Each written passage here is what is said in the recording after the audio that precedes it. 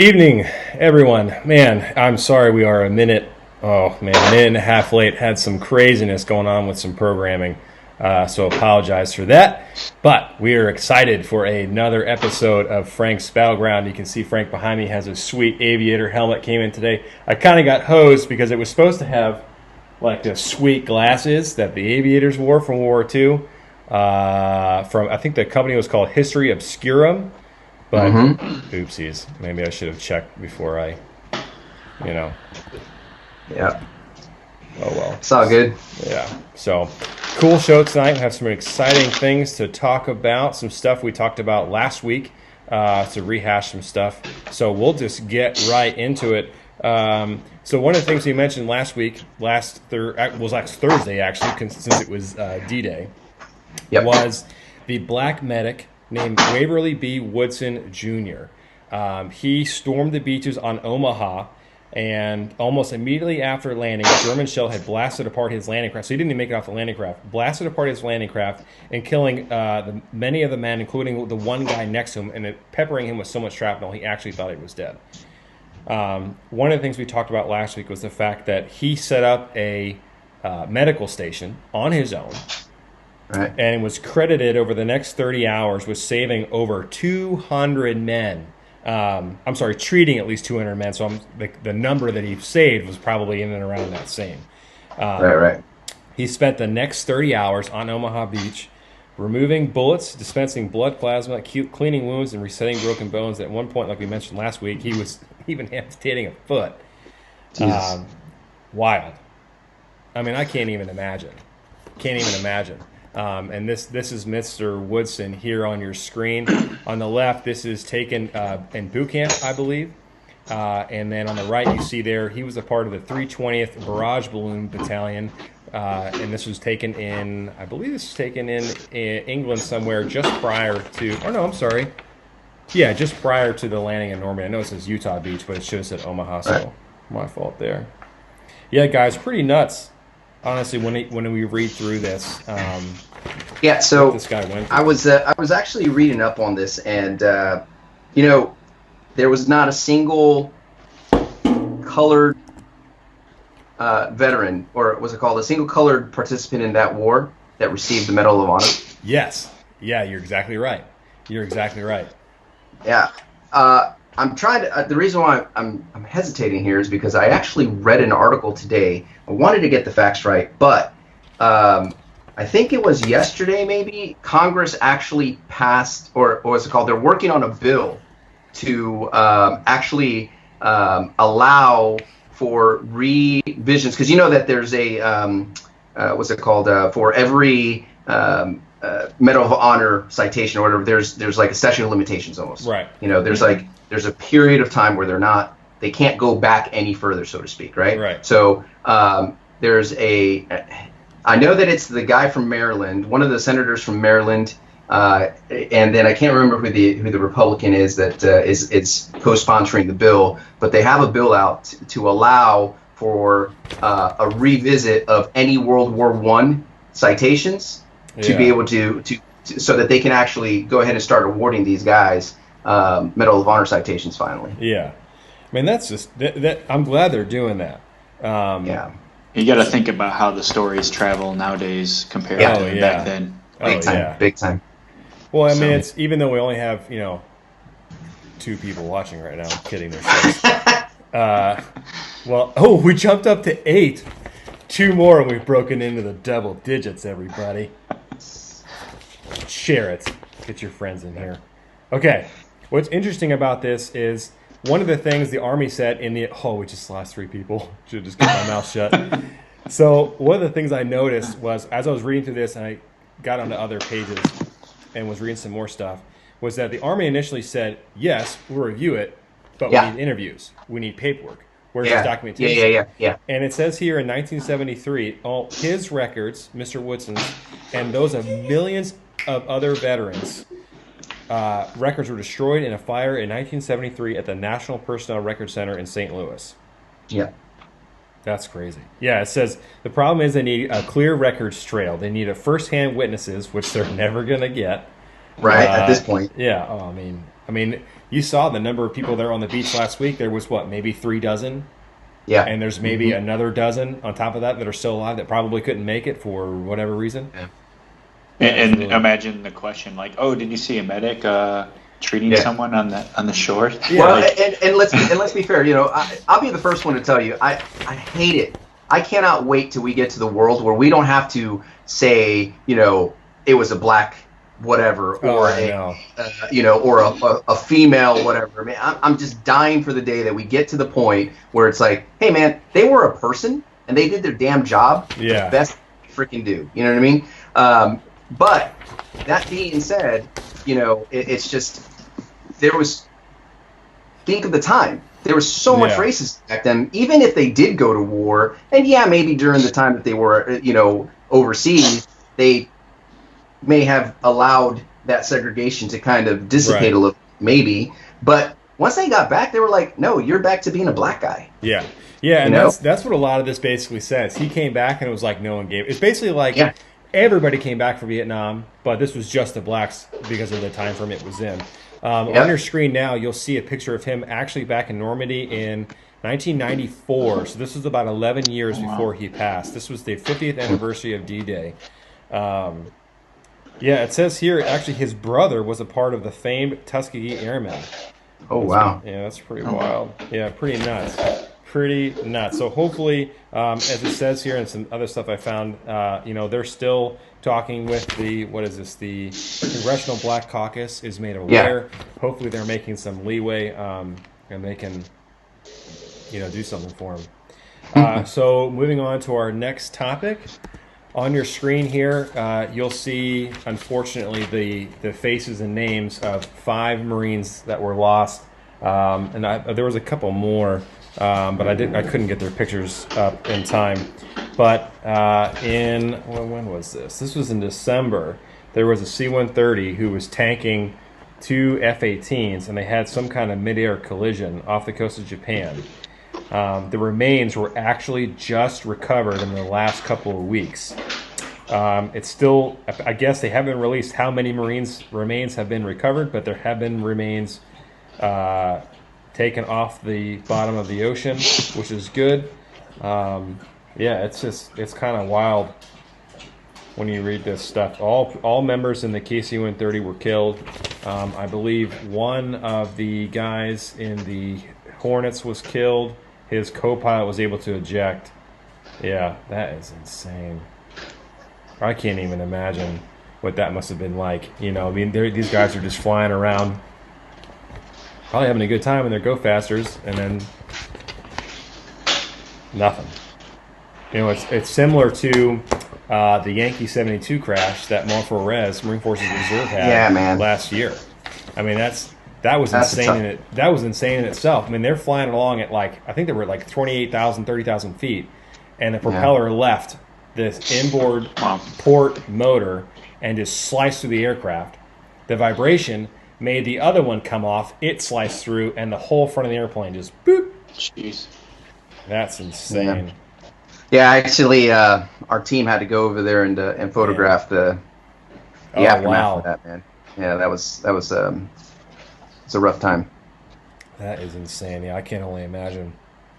I had to do that in 2005 December time frame.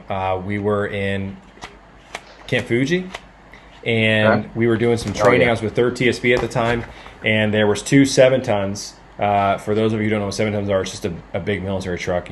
Google it, MTVR. And they're going on this hill, and they didn't have the brake lines hooked up. Long story short, basically got out of control. The truck rolled. They had people in the truck in the back that was being towed, which is a total no-go.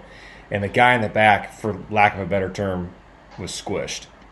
And they called over the radio, such and such as her, come out here. And I was the safety guy at the time, little Lance Corporal check, nobody. And I had to take pictures of the whole scene, and I still have those pictures on my computer today, and every now and then they'll pop up. I'm like, oh, God. It's worse when it's a training accident or something non-combat related. Yeah, because it doesn't give purpose. Seems to be preventable.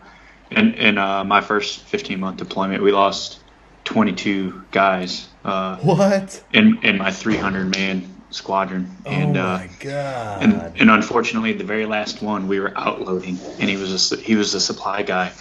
He pulled a rack of 25 mic for the Bradley out of a Connex, and one went off in the back of a Gator and went right through his neck.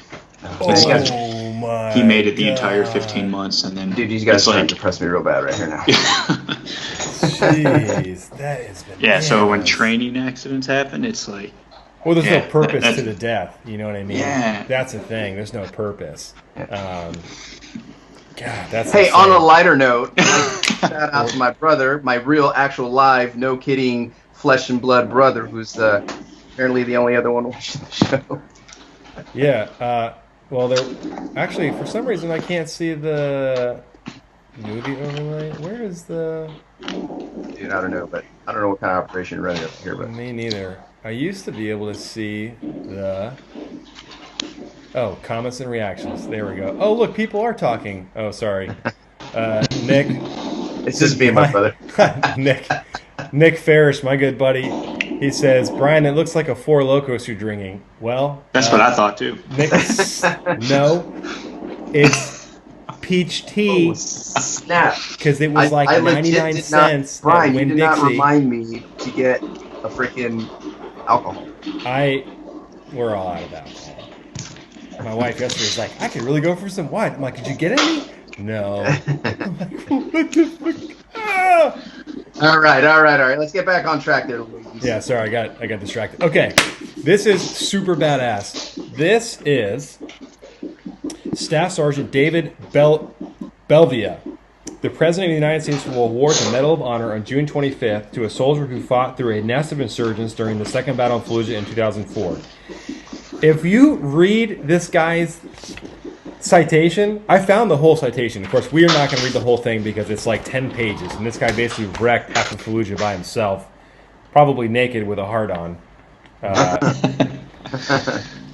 Because, I mean, this is really kind of amazing. Okay,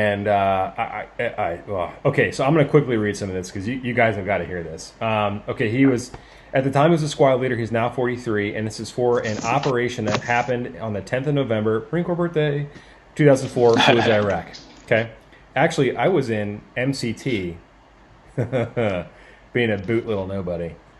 So. We're a boot, dude. 2004, I was like on my second deployment already. Oh yeah, I was on a second deployment with your mom. Stupid. Okay. Nick says, by the way, go Bruins. Oh yeah, we probably only have a couple of viewers because everyone wants to watch the game. Dude, it's hockey, man. Who can compete with hockey? Oh, we're up to 8. I mean, we're up to 8. Yay! Okay. All right. God, what's this? Come on. Let's get focused, gentlemen. Sorry, I can't. It's no alcohol. People think I'm drinking a Four Loko. I should have just said yes. Okay. So listen, going back to this whole entire Medal of Honor thing. Look, man, I'm the guy probably did some amazing stuff. I undoubtedly, obviously, because he's getting Medal of Honor, right? Yeah. Here's my issue with it. When the hell is Chesty Pooler going to get his goddamn Medal of Honor? See, you said that the other day. I thought he had one. I thought Lewis Pooler had one. No, he did not, sir. Are they all just Navy Crosses? Yes. Oh. So. I didn't know that. I think we need to do a petition. USMC Racing. That's what it takes. Go ahead and start it. A petition. That's what it takes. Chesty Pooler to finally get a goddamn Medal of Honor. The most glorious of bastards does not have the Medal of Honor. That's sad. This is true. All right, I got to read 2 paragraphs from this, and then we gotta shut our mouths. We got to bring in our guest. I can see him. I can see him down there going like, "WTF? It's my turn. This show's about me." Okay, so obviously there's some spots. I highly recommend you go find this guy's stuff. His name's right there on your screen. I highly suggest you go find his citation, read it. It's fantastic. Hopefully they make a fucking movie out of this. Okay. Upon entering a building, Belvia gunned down one insurgent who was loading an RPG launcher. The second enemy fighter began firing as he ran towards the kitchen. He fired back, wounding him in the shoulder. A third insurgent then began yelling from the second floor. Went through all of that, killed all of those dudes. The injured guy ran into another room, into a wardrobe, jumped out, firing wildly around the room, knocking over the wardrobe. As the man leapt over the bed, he tripped, and Sergeant Bolivia shot him several times, wounding him but not killing him. Then the guy ran upstairs, bleeding all over the place. As he pursued him upstairs, he slipped on all of the blood that was all over the stairs. Oh, man, that's graphic. He gets up the stairs. I guess there's a couple of them now in a room. He throws a fragmentary, just say frag grenade. I don't know why I didn't say that. Threw a frag grenade, good God, into the room, which caused them all to flee and more yelling. He grabbed the wounded guy he had before and put him in a chokehold to keep him from giving away their position. I guess the rest of his team came in. This is where it gets fantastic. The wounded jihadist then bit Sergeant Belvia in the arm and smacked him in the face with the butt of his AK-47. In the wild scuffle that followed, he took out his knife and slit the jihadist's throat. That is unbelievably awesome. And to cap it off, I found this fantastic meme yesterday in regards to this. So the memes, as your screen says, soldier receiving Medal of Honor for slitting enemy's throat, mowing down 4 more with a machine gun. And the number one comment, this was yesterday, and had 117 likes. I'm sure it's like quadrupled. It says, I love the guy's suit job resume picture. Working in the office all of these years later, and his co-workers are finally learning that Bob from IT slit the guy's throat and stacked a bunch of bodies as he continues quietly to sip his coffee. Nice. That is insane. Oh, like, man. That wasn't me. I want to sit on that guy's lap. Tell me a story, Dad. Golly. Okay. We have some more discussion after this, but we have to bring on our guests because we're already 2 minutes behind, and now we're another minute and 46 seconds behind. It's fantastic. So let's go. Come on. Scott, unmute yourself, but don't talk yet. Okay. This is fantastic. So this man owns and operates Ronin Factory. I contacted them as a part of USMC Racing, actually shortly before we got our nonprofit status in. So this guy helped us out even before we were a legitimate tax exempt veterans charity. And since then, we ourselves have grown a lot. I'm not going to talk about that now. We'll have another video where we'll talk specifically about USMC Racing. But for now, these episodes are mainly meant for the people that are helping us. He has done a lot for us. He has really helped us out. His company alone is pretty badass, and he built a car by himself. So without further ado, if I don't screw this up, hopefully you're unmuted because it'd be awkward if you're talking. We can't hear you. There he is. Scott. Hey guys, can you hear me? We can. How you doing, buddy? Awesome.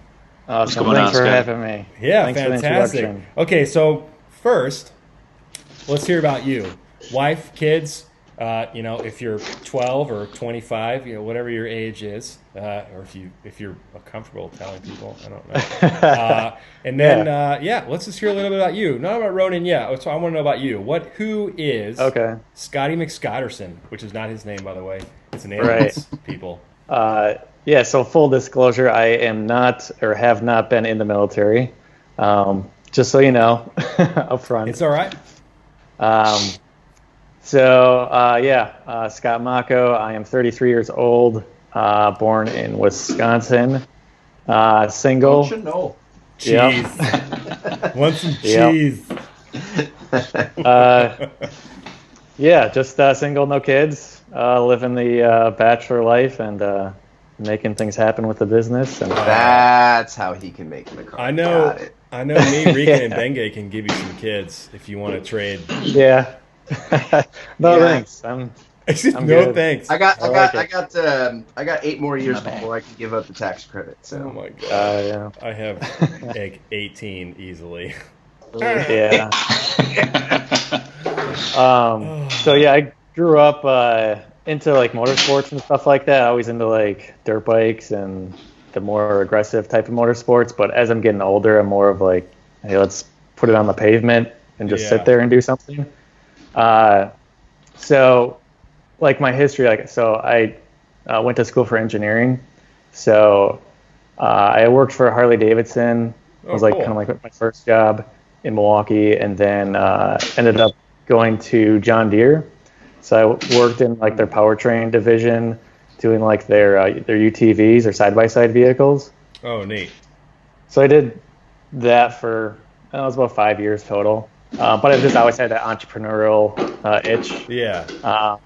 And so I eventually had left, but I started the car build about a year, my last year of like working for the corporate for the man. Yeah, you want to talk about the build, I guess? Yeah, so we'll go into that. We'll go into that. So first off, tell us what, and so we need to have context. So what is an aerial atom? Because that's what the car is based off of, right? Yeah. So if someone doesn't know what an aerial atom is, tubular frame car. Okay. There's one. There's always one. Tubular frame. There's no like body work. The engine is behind you. It's two-seater. There's like no power steering. So it's a BMW Bug. Oh, Pretty much. Yeah, man. It's like Those as far as fighting words. simplicity.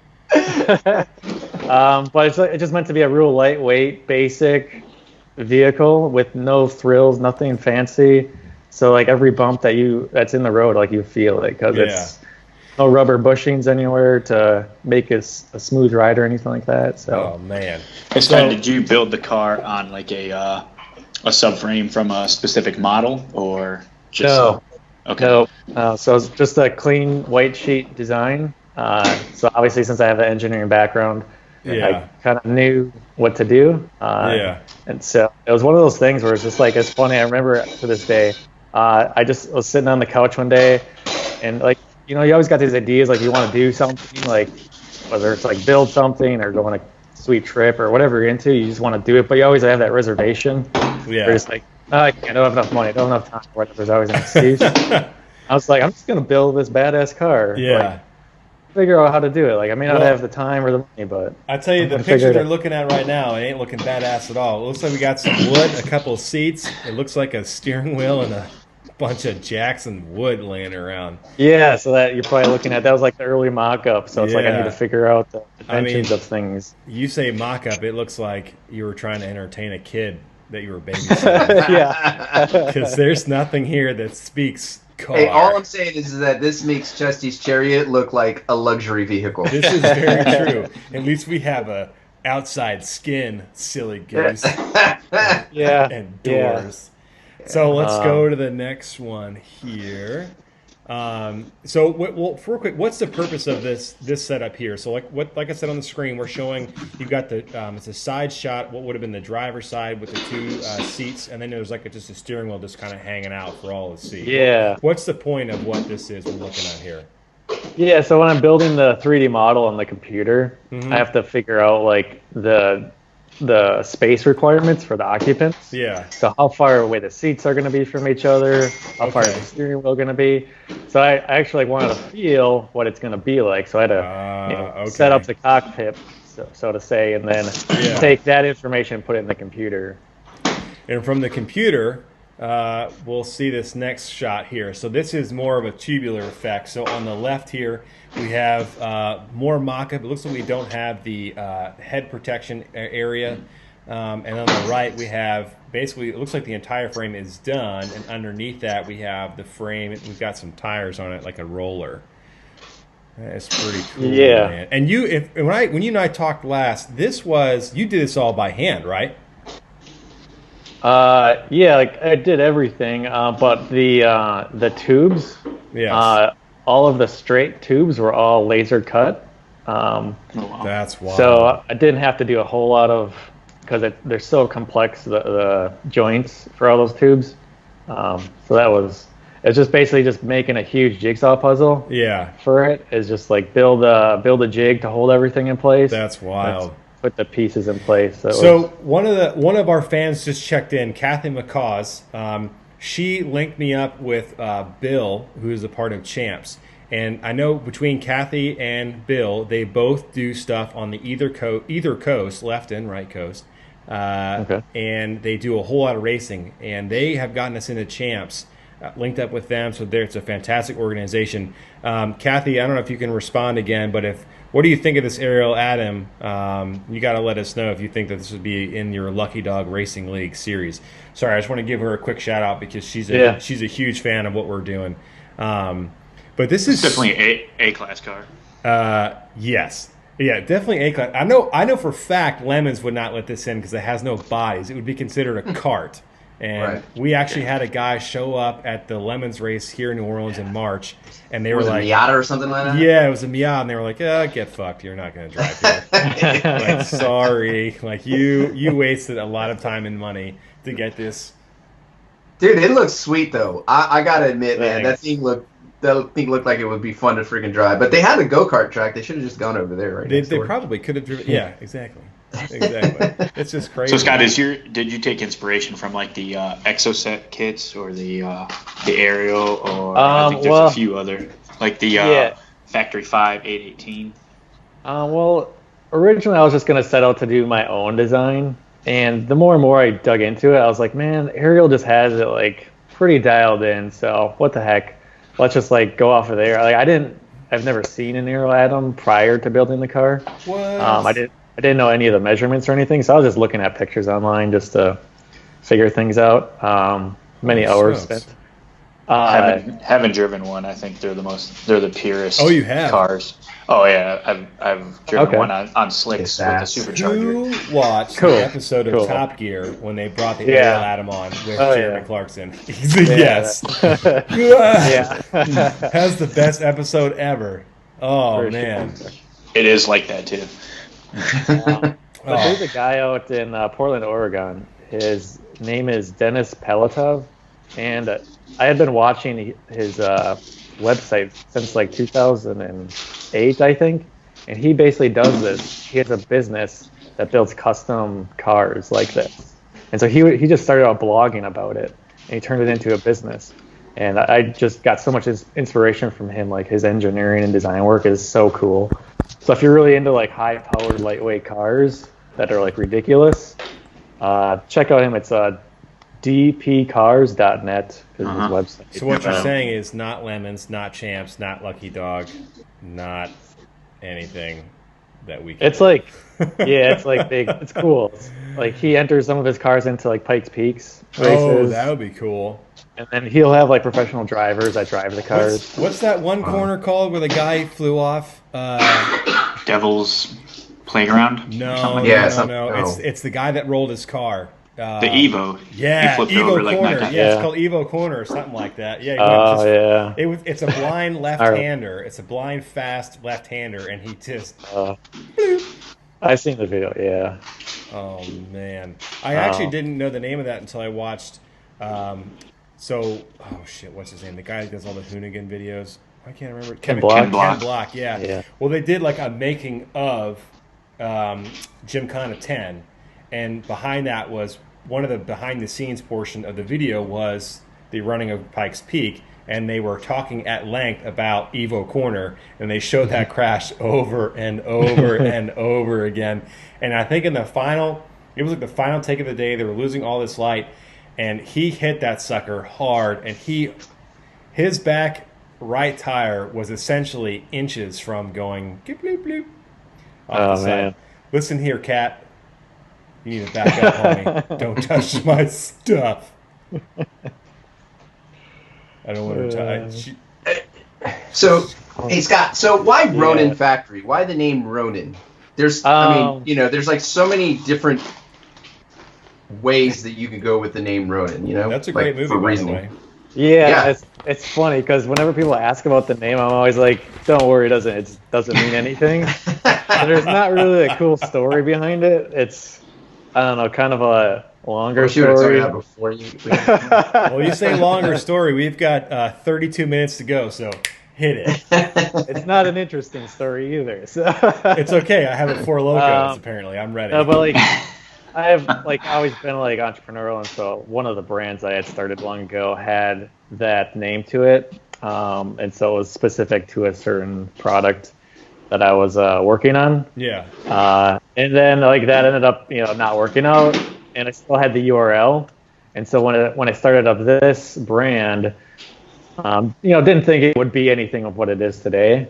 I was like, well, I'll just use this, URL that I already have. Yeah. Why think of something new? Mm-hmm. So it kind of fits. It's kind of sounds like a badass name. So I mean, there's Yeah. Ronin the Destroyer. There's Right. The Japanese version Samurai. of Ronin. Yeah, Samurai and all that kind of stuff. So I mean, there's I just I think it's great. So then, why is it? So, and listen, you said that you weren't in the military, right? And we can all tell you the military is not for everybody, right? So it's a trap. It's a trap. Yes, it is.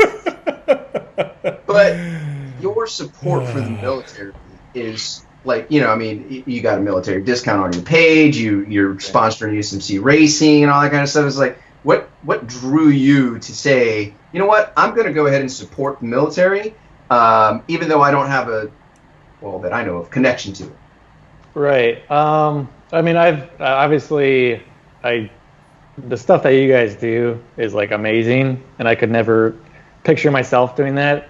But I've got friends and family back at home who are either law enforcement or military, and it just made perfect sense to why not do that? So it's just a good fit for the brand and everything. So, and we're actually looking to, that's one of the things, is we're looking to try to reach out and support more and do more things rather than just a discount. That's like the least we can do. Mm-hmm. And so when Brian had reached out to me, like my customer service lady who helps, she's forwarded me Brian's proposal. And a lot of time we get people that are like kind of begging, looking for handouts and stuff. And Brian's thing is like, hey, we're like, this cool car thing, and it's military. We give vets a chance to ride the car and drive the car and stuff like that. I'm like, that's awesome. That's totally like in my wheelhouse. Like, I love motorsports and stuff. So like immediately, I think that same day No, it was like within the next hour. Yeah. Well, I kind of got I got a question, Brian. What was it about Scott's company that drew you to him? Like, what was intriguing to him? What did you see in his company that you're segueing into something I didn't want to talk about yet? Dang it! Should have given me the schedule. It was his. Well, cat's out of the bag. I'll pull my cat out of the bag. It's his 50 cal antenna. Yeah, that thing is so let me tell you everywhere. something. I'm a Jeep guy, right? Okay. And I hope she's not watching my antenna for my Jeep. And she felt so bad. This was when we were dating still. But she felt really, really bad. So she actually bought me one of those antennas. Oh, really? Yeah. Awesome. Yeah. So, and then I got traded. He did. I actually thought he bought a Trackhawk, and I slightly chubbed until I got closer and realized it wasn't a Trackhawk. He I was this close. I was legitimately this close. Nice. Yeah, but those things were cool. And as a matter of fact, you had something I've seen recently. It's like a drain plug for Ford trucks, where you don't do the tooling, where you just go beep beep, and then it just comes out. It's just a petcock, right? No, it's not. It's something else, right? It's something. It's not a petcock. It's something else. Yeah, it's like similar to a petcock, but a little bit more advanced. Wait a minute. Okay. Is it petcock, or is it? That can't be right. PG. Okay, you say PG, but last week Bengay was talking about rubbing somebody. He goes, I was rubbing, and then it went into the rest of the story. So there was a good second. Like the gerbil upstairs was like, "Oh my god." His mind immediately went there. He heard fault. "ruh," and he just filled in the blank. But actually, I just want to talk a little bit more about so back to the car, just to kind of go back. There's kind of interesting story there. All right, we'll go to a picture here that has some finished photos of it, so everyone can see. And sure. Bang. So I don't actually have the car right now. I ended up selling it like 3 years ago. And it kind of is an interesting story. So Aerial Atom, the actual company, they, I actually had a website about this, and I was kind of blogging about the build. Oh, neat. And so I had all the engineering documents that I used to build it, and I was like, well, I'll just put this into a PDF, and I'll just offer this as a build yourself, Aerial Atom replica. And I must have done a good job, because Aerial Atom, they reached out to me like, hey, at first they're just like, don't use our name. in this. I'm like, okay, yeah, that's fine. I won't use your name in any of my marketing. And I wasn't like pushing it. I wasn't advertising or anything. Just whatever organically came in. Yeah. And so then like 2 years go by, and so I built a car. I'd done 2 summers of track days with it. I had my fun with it, and I was busy with business, so it was just sitting in the garage. Yeah. And so I'm like, well, I might as well sell it. So then I had put it up on eBay, and this guy ends up contacting me, and he says, hey, I'm interested in buying it. I'm like, okay, great. Let's work out some numbers. And then Ariel Adam comes back to me. This is like 2 years after, and they're like starting to threaten me with like lawsuit type stuff. Whoa. And so what happened was, this guy that was interested in purchasing my car, yeah, he actually had like this contract with Ariel Adam, his buddy. So the guy that was gonna buy my car, his buddy, it was like, I think, a wealthy businessman, and he had a contract to buy an Ariel Adam from Ariel Adam, and it was like $150,000 custom build. Yeah. And the guy put down like $30,000 to reserve it while they built it. Mm-hmm. So once they finished building it for this guy, they deliver it to him, and he just changed his mind. He's like, I don't want it. So he forfeited his $30,000. And then now the guy that was interested in my car, that's his buddy, he goes, well, I'll buy it from you, Ariel Adam. I'll buy it for $120,000, obviously, because the guy already gave you the $30,000. Yeah. So I'll just make up the difference. And Ariel Adam was like, well, no, you can buy it for $150,000. And that really pissed him off, obviously.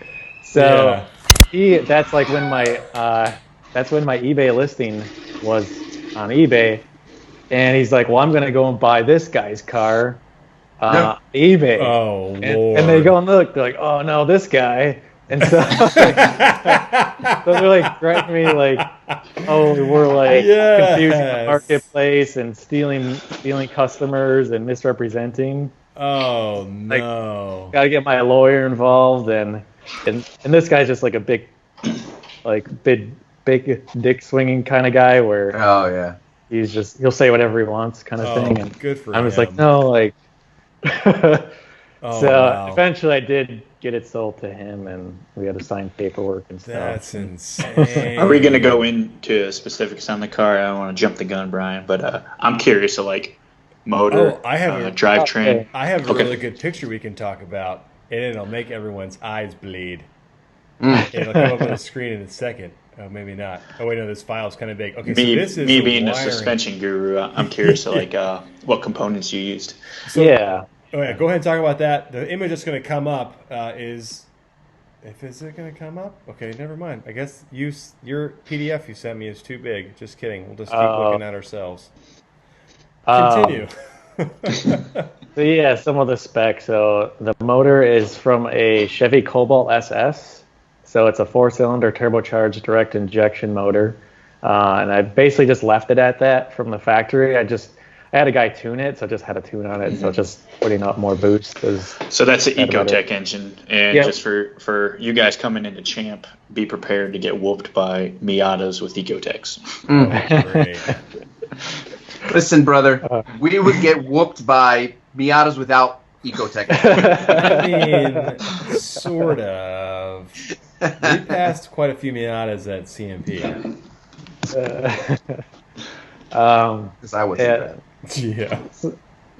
So the engine, I think we dynoed it. I think it was like 290 horsepower to the wheel.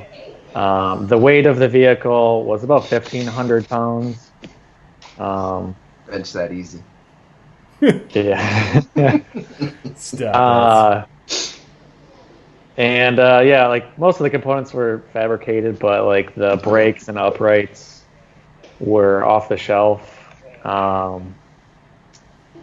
But yeah, pretty much everything else was self-made, like upright or the control arms, obviously the frame, engine mounts and stuff like that. I mean, that's pretty wild. You know, and like I'll show the viewers here. You basically went from having some seats on some pieces of wood and a steering wheel that's held on to like a piece of pipe. you know, and then we fast forward and you've gotten the tubing. And now when you and I talked about this tubing early on, you did all the welding yourself, correct? Yeah. Oh, man. A lot of the stuff I had to learn. Luckily, my neighbor, he had a huge TIG welder, so I just spent hours just learning how to TIG weld, and then fiberglassing. That's unreal. How to do that. Wiring was nuts. So your screen here, is that a tablet? What is that that's showing what's going on with the car? Yeah, so it was like a Google type of a tablet that I then just had connected to the engine data. I think it was a Bluetooth connection. Okay.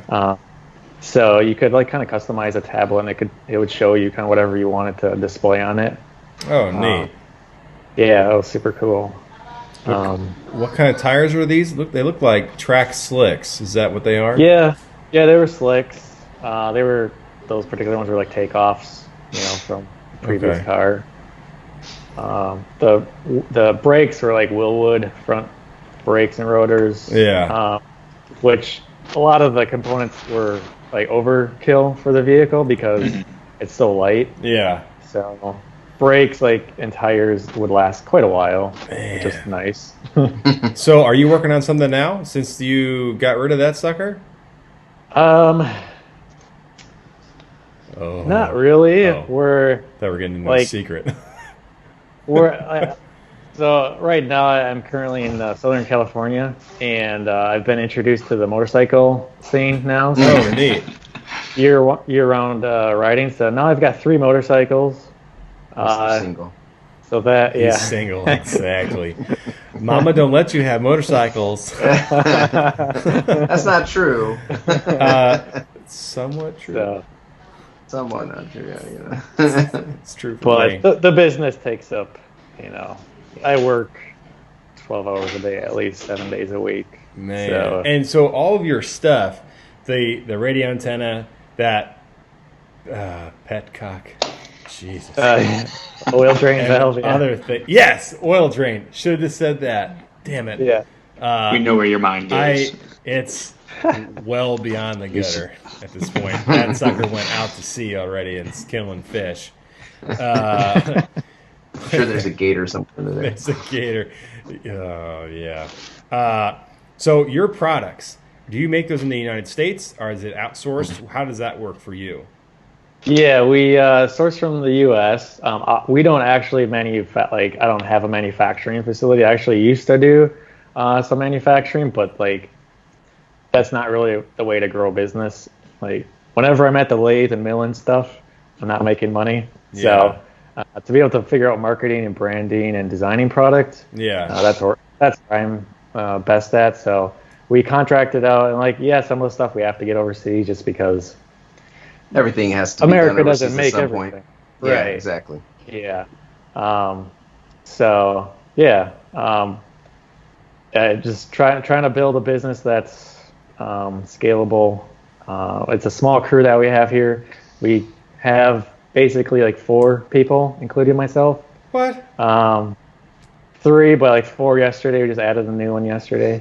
But we work with a lot of freelancers and agencies to help with stuff. Yeah. So.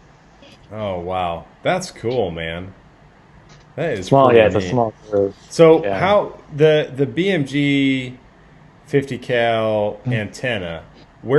How did that come about? Why was that something you even? How did that even get brought up?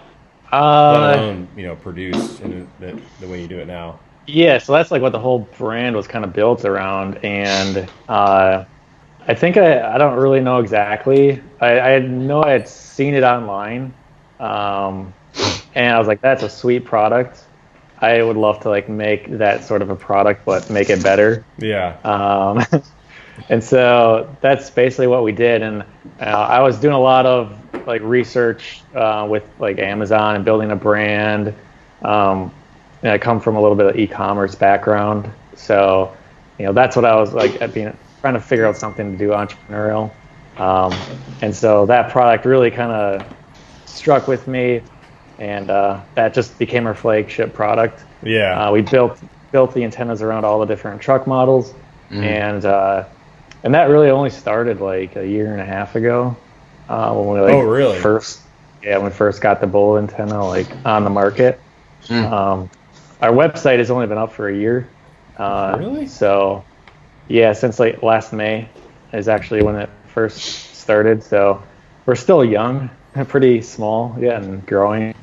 But well, that we've makes got big. what you did for us coming. even more amazing. I didn't realize that was where you guys were at.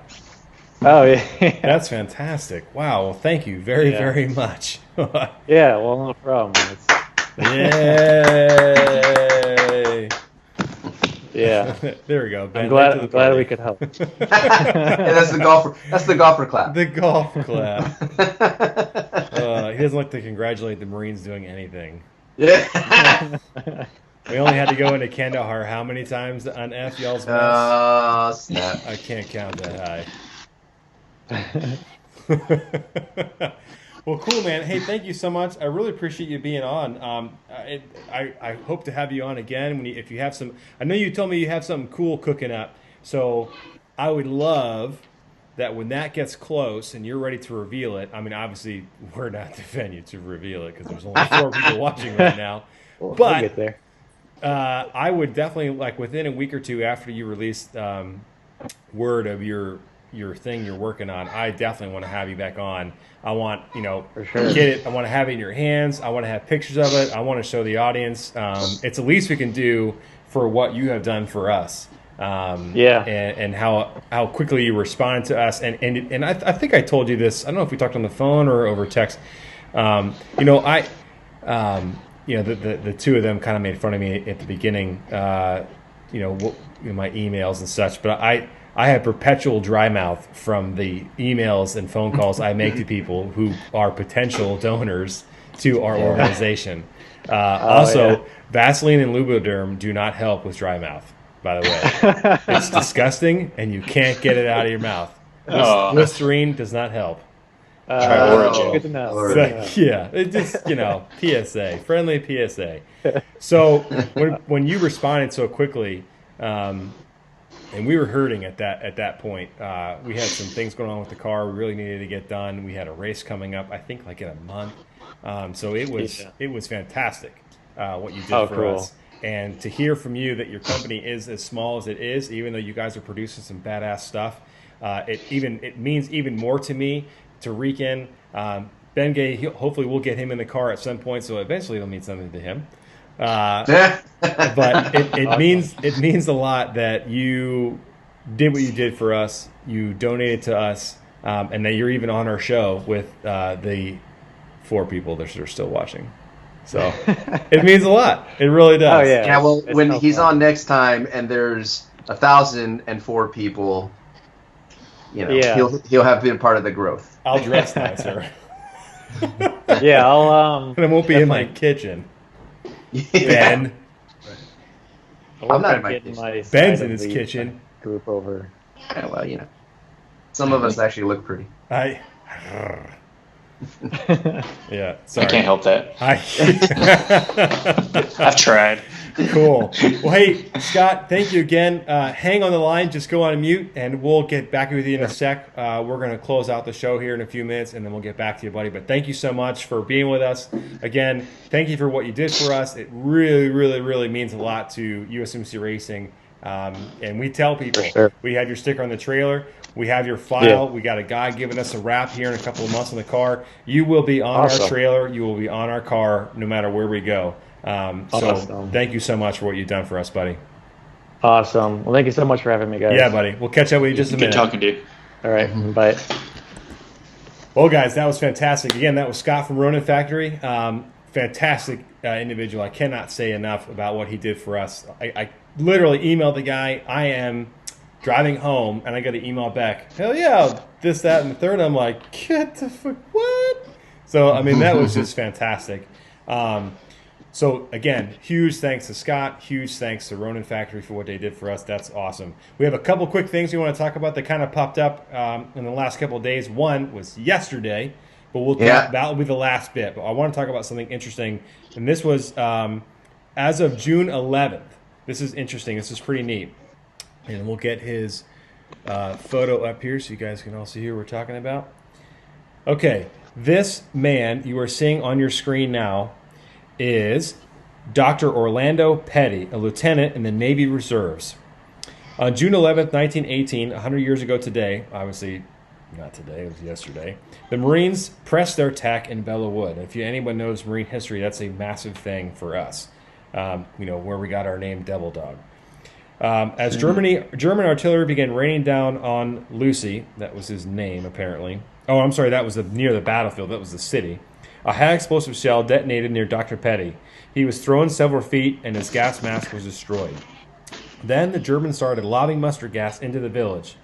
Dr. Petty not only exposed himself to the deadly gas to help evacuate the wounded, but he also personally threw the last wounded Marine over his shoulders and carried him out of the danger zone through the shelling. For his heroic actions, and with complete disregard for his own personal life, Dr. Petty was awarded the Medal of Honor. Orlando Petty survived the war, but he took his own life in 1932, shooting himself through the heart with the same pistol he had carried for protection throughout the war. Now, ladies and gentlemen, we tell you this story because this still happens today.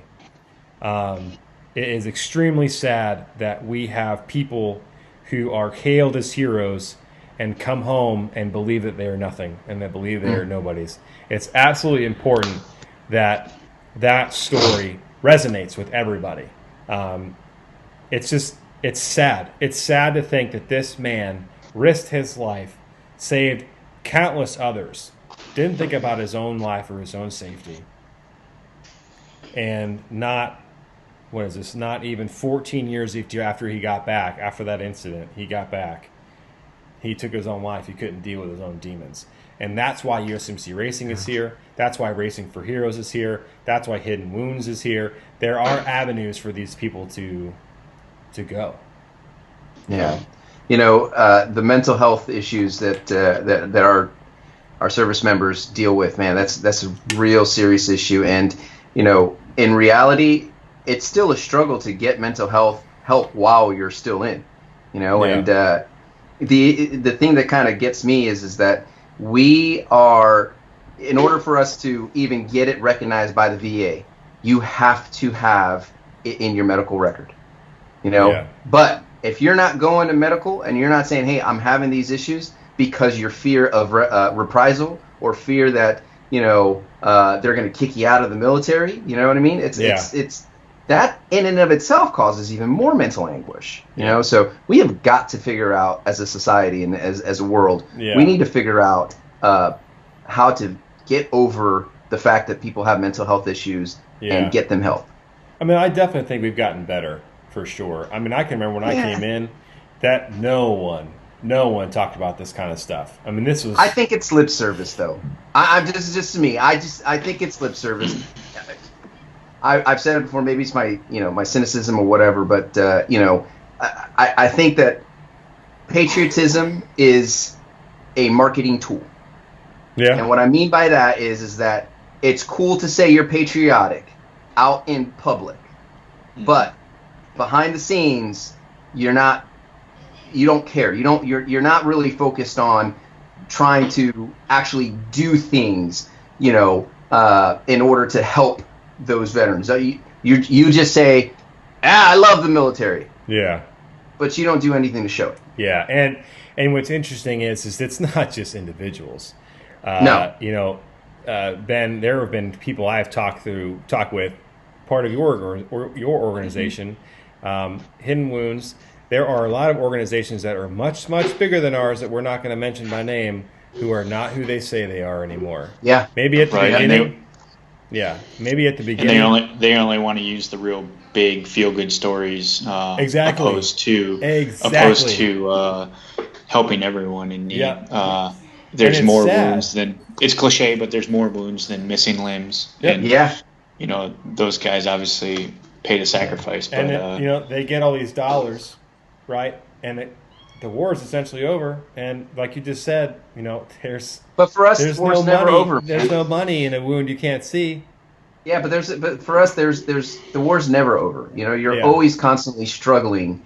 Just like Petty. You know what I mean? Which to lighten up the situation, it just was a shame that he wasn't Petty Officer Petty. But Knee slapper. But anyway, the point is that it's just the war is never over for us. Yeah, you're right. And what's interesting is people handle it very differently. Yeah, absolutely. For me, for a perfect example, I handle it very well. The only difference is I now cannot handle crowds. The crowds freak me out. I didn't go to the American Legion that night because you didn't go. I'm like, fuck, I have no in hell. I'm going by myself. Yeah. But they're all old people. I don't give a shit.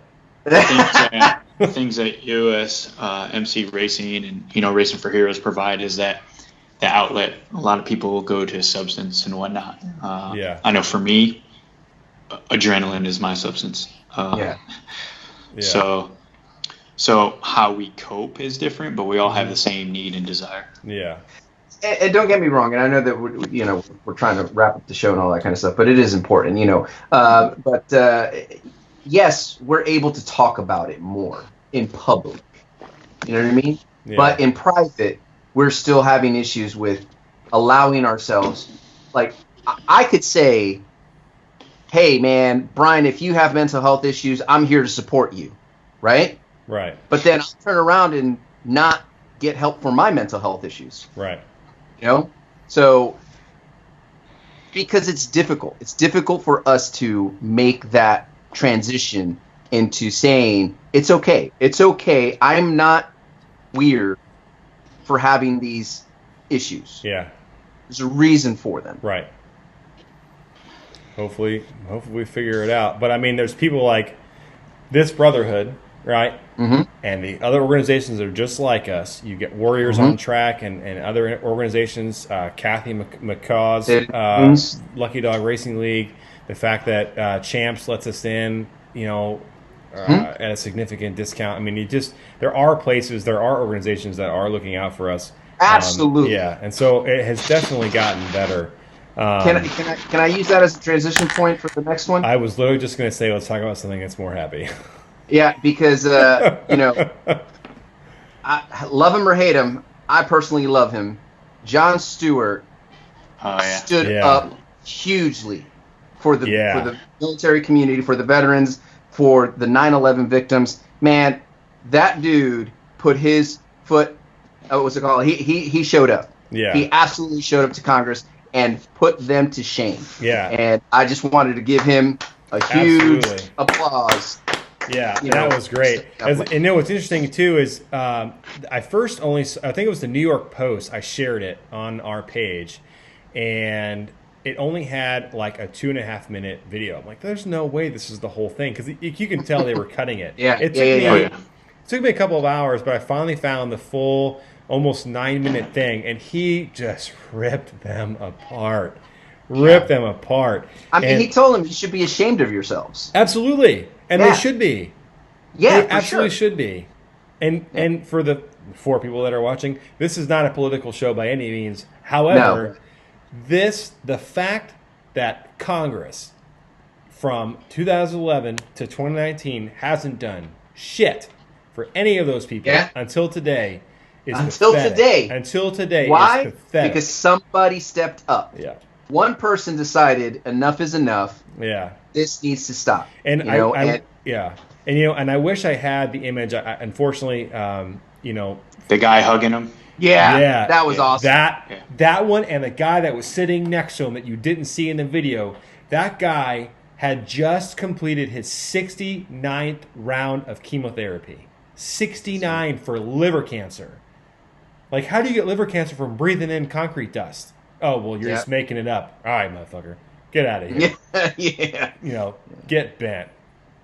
That's infuriating me after I saw that video and then did my own digging and realized, wow, they are really hosing these people. Yeah, man.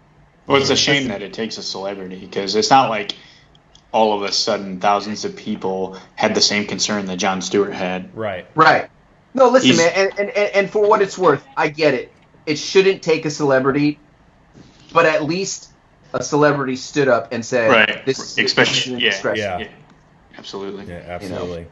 When you have a platform, you have to use that platform. You decide what you're going to use that platform for. Yeah, no, I agree. That's fantastic. Well, I'm John running for Stewart, governor, not guys. that I'm just kidding. do what? No, I'm just messing. John Stewart, not that you're watching, of the 2 people that gave us a thumb up and the 1 person who gave us I'm the gonna tag heart. him. I'm gonna be like, John Stewart, you got Hopefully- called out. Yeah, hopefully that was him. He gave us the heart. Yeah. John, thank you for what you did. I know you're never going to watch this, but thank you. It means a lot to more people than you can imagine, and I'm sure you probably already know that. So thank you so much for what you did.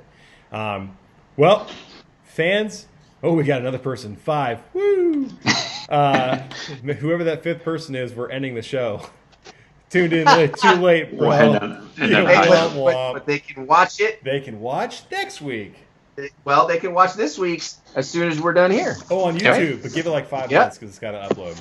Yeah. So next week, we have Chris from ADTR Performance, and I'm telling you, wait till you hear what ADTR stands for. It is hilarious. I heard it on another talk show that he was on, and after I heard that talk show, I was like, oh, you're coming on our show because that's hilarious. If anything, they have to know what ADTR stands for, and I'm not going to give it away because it's funny as hell.